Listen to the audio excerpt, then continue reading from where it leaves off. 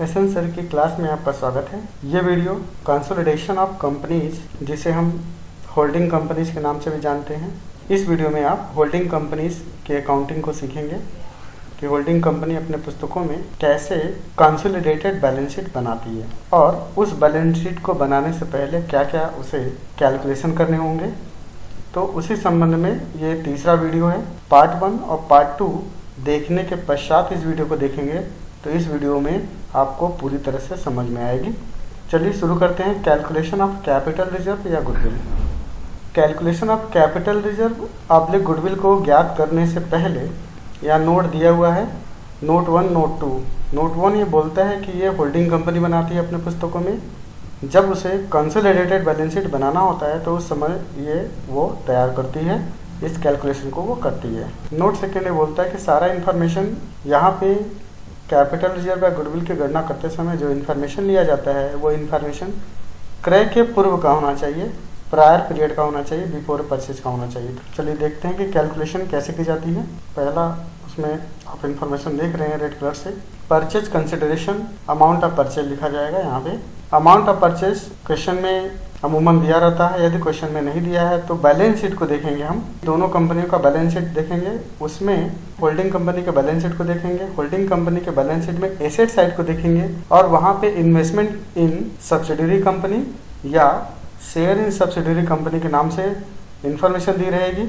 उसमें जो अमाउंट दिया रहेगा वो हमारा परचेज कंसिडरेशन होगा। एक बार मैं फिर से रिपीट कर रहा हूँ, होल्डिंग कंपनी के बैलेंस शीट में एसेट साइड में इन्वेस्टमेंट इन सब्सिडरी कंपनी या शेयर इन सब्सिडरी कंपनी के नाम से जो राशि दी गई रहेगी वह राशि परचेज कंसिडरेशन माना जाएगा, वो राशि यहाँ लिखी जाएगी। इसमें से क्या क्या घटाई जाएगी वो ध्यान देंगे। Part of holding in value of share in subsidiary company, subsidiary company के शेयर जितने होंगे उसमें होल्डिंग कंपनी के पार्ट को हम यहाँ लिखेंगे।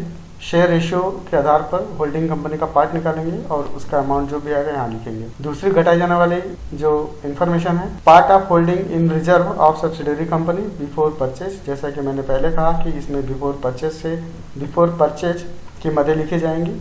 तो यदि सब्सिडरी कंपनी में कोई रिजर्व दिया हुआ है तो रिजर्व को पहले टाइम रेशियो में बांट के बिफोर निकालेंगे, बिफोर में कितना रिजर्व था, और फिर उसमें शेयर रेशियो में बांट के होल्डिंग कंपनी का पार्ट निकालेंगे और यहाँ पे लिखेंगे। थर्ड घटाई जाने वाली इन्फॉर्मेशन क्या है, प्रॉफिट सब्सिडरी कंपनी में दिया हुआ है तो पहले टाइम रेशियो में उसे पूर्व का प्रॉफिट निकालेंगे और उसमें होल्डिंग कंपनी का पार्ट निकाल के उस राशि को यहाँ लिखेंगे। यदि प्रॉफिट की जगह लॉस दिया तो लॉस निकालने का भी यही तरीका है, पूर्व का निकालेंगे और फिर होल्डिंग कंपनी का निकालेंगे और यहाँ पे इसे लिख देंगे।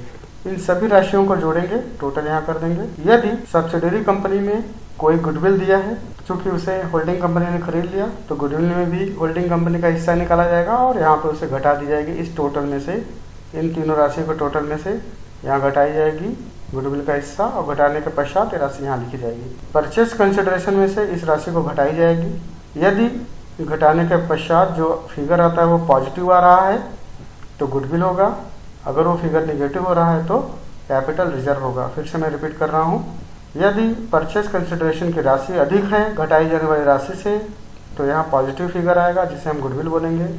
यदि परचेज कंसिडरेशन की राशि घटाई जाने वाली राशि से कम है तो माइनस में आएगा, माइनस वाले को हम बोलेंगे कैपिटल रिजर्व, जो कि नोट में यहाँ इंकित है। चलिए एग्जाम्पल के माध्यम से इसको समझते हैं। सबसे पहले मैं एक एडवाइस देना चाहता हूँ कि इस एग्जाम्पल को आप स्नैपशॉट ले लें, क्योंकि वापस फिगर देखना पड़ेगा तो आपको यहाँ आना पड़ेगा, या इसे कहीं नोट कर लें। तो आप देख रहे हैं यहाँ पे share in S limited, asset side में होल्डिंग कंपनी के पुस्तकों में शेयर इन एस लिमिटेड दिया हुआ है। ये परचेज कंसिडरेशन है, जैसा कि इसके पहले मैंने समझाया था आपको, क्योंकि क्वेश्चन में कहीं परचेज कंसिडरेशन नहीं दिया है। तो क्वेश्चन को ध्यान से देखिए। 31 मार्च को BS बना है दोनों कंपनी का। एच लिमिटेड ने 11,250 शेयर्स एस लिमिटेड का खरीद लिया, अर्थात एच लिमिटेड जो है होल्डिंग कंपनी है, एस लिमिटेड सब्सिडरी कंपनी है। खरीदने का डेट क्या है, 1 जनवरी 2018 को खरीदा है। और क्या इन्फॉर्मेशन दिया है, एस लिमिटेड ने अर्न किया profit 33,750 for the year ended 31 मार्च 2017। बहुत पहले का है, 1 साल पहले की बात कर रहा है, क्योंकि चिट्ठा दिया है जो बैलेंस शीट है वो 2018 का है। 17 मार्च में ये जो दिया हुआ है प्रॉफिट कमाया था, तो ये पूरा पूर्व का प्रॉफिट है, ये दिख रहा है आपको। और जो बैलेंस शीट में प्रॉफिट दिया हुआ है इसमें ये प्रॉफिट हमेशा शामिल रहता है। तो इस प्रॉफिट को जोड़कर, अर्थात आपको पहले से पता होगा कंपनी का बैलेंस शीट बनाए होंगे तो आपको पता है कि पीएल में पुराने प्रॉफिट को टोटल करते करते ऐड करते करते लिखी जाती है। तो इसमें 33,750 शामिल है, अर्थात 33,750 बहुत पहले का है, पूर्व का चीज़ हो गया, और इस साल का जो है वो भी इसमें शामिल है। तो चलिए क्वेश्चन को सॉल्व करने से पहले रेशियो निकालेंगे हम। पहला रेशियो है शेयर रेशियो।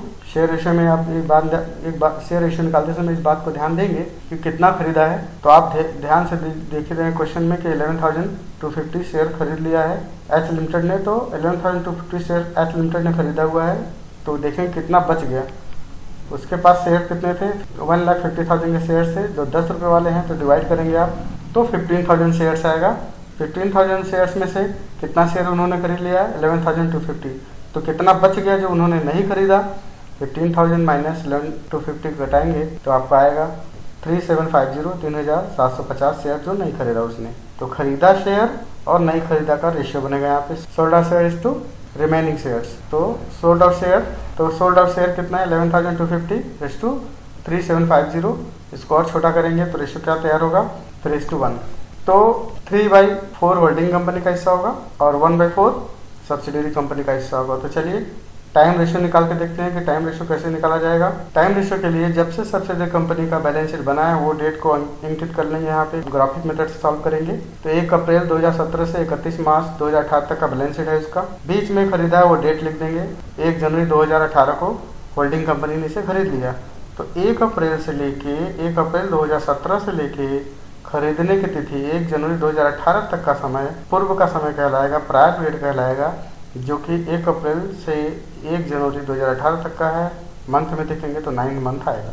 1 जनवरी 2018 से लेकर बैलेंस शीट जब बन के खत्म हो रहा है उस डेट को देखेंगे तो 31 मार्च 2018 है। यहाँ से लेके 1 जनवरी से लेकर 31 मार्च तक का जो समय होगा वो पोस्ट पीरियड का रहेगा। अगर मंथ में देखेंगे तो आएगा 3 मंथ्स। इन दोनों का रेशियो बना देंगे 9:3, ये हमारा टाइम रेशियो हो जाएगा। तो चलिए कैलकुलेशन करने के बाद हम देखते हैं कि क्या हमारा कैपिटल जो है वो गुडविल आता है। तो कैपिटल जो गुडविल की गणना करते समय सबसे पहले लिखा जाएगा परचेज कंसिडरेशन। जैसा कि मैंने पहले बताया कि क्वेश्चन में देखना है आपको होल्डिंग कंपनी का बैलेंस शीट देखना है और उसमें शेयर इन एस लिमिटेड लिखा हुआ है 2,10,000। तो उसे ले लेंगे हम, वो हमारा परचेज कंसिडरेशन होगा 2,10,000। उसके बाद घटाई जाने वाली राशि को ध्यान देंगे। तो पहले शेयर को घटाएंगे, कितना शेयर उसने होल्डिंग कंपनी ने लिया। तो 1,50,000 शेयर की वैल्यू थी जिसमें से 3/4 उन्होंने खरीद लिया था। रेशियो में जो बनाया था 3/4 शेयर रेशियो, तो 3/4 निकाला आपने तो 1,12,500 आया। उसके बाद प्रायर रिजर्व निकालेंगे एस लिमिटेड में। तो आप देख रहे हैं यहाँ पे एस लिमिटेड का जो रिजर्व है, डेट लिखा हुआ है 1/4/2017, अर्थात ये पूरा बहुत पहले का रेशियो है। बैलेंस शीट 18 का है लेकिन ये दिया हुआ 1 अप्रैल 2017। तो पूरा जो 52,500 है, 52,500 है, ये पूरी राशि पूर्व की है। तो पूर्व का पहले से निकाल कर दिया तो हमें समय बांटने की कोई ज़रूरत नहीं थी, सीधा हम होल्डिंग कंपनी का हिस्सा ले लेंगे। 3/4 है रेशियो।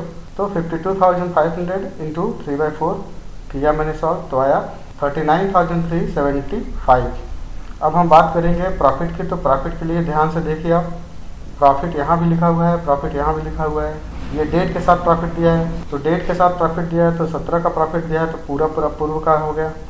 तो इसमें टाइम को बांटने की ज़रूरत नहीं है। जो 41,250 दिया है इसमें ये शामिल रहती है। तो इसको घटाएंगे तो जो पैसा आएगा, जैसा कि मैंने घटाया, जो पैसा आएगा ये पूरे इस साल का आएगा 2018 तक का प्रॉफिट। तो ये पूरे इस साल का प्रॉफिट है। इसको टाइम में बांटेंगे। पूर्व का निकालने के लिए क्या करेंगे, 9/12 करेंगे। तो पूर्व का आया कितना, 5,625 आया, पूर्व का आ गया। पूर्व में भी होल्डिंग का हिस्सा कितना है, 3/4 है। तो होल्डिंग का हिस्सा निकालेंगे 3/4, तो आया 4,218.75, ये लिख दिया मैंने। अब जो 33,750 था, चूंकि पूर्व का था इसलिए पूर्व पश्चात में बांटने की जरूरत नहीं थी, सीधा पूर्व का ले लिया मैंने। चूंकि पूरा पूर्व का था तो पूर्व में केवल होल्डिंग कंपनी का हिस्सा निकाला तो आया 25,312.5। इन सबको जोड़ने के बाद आया 1,81,406.25।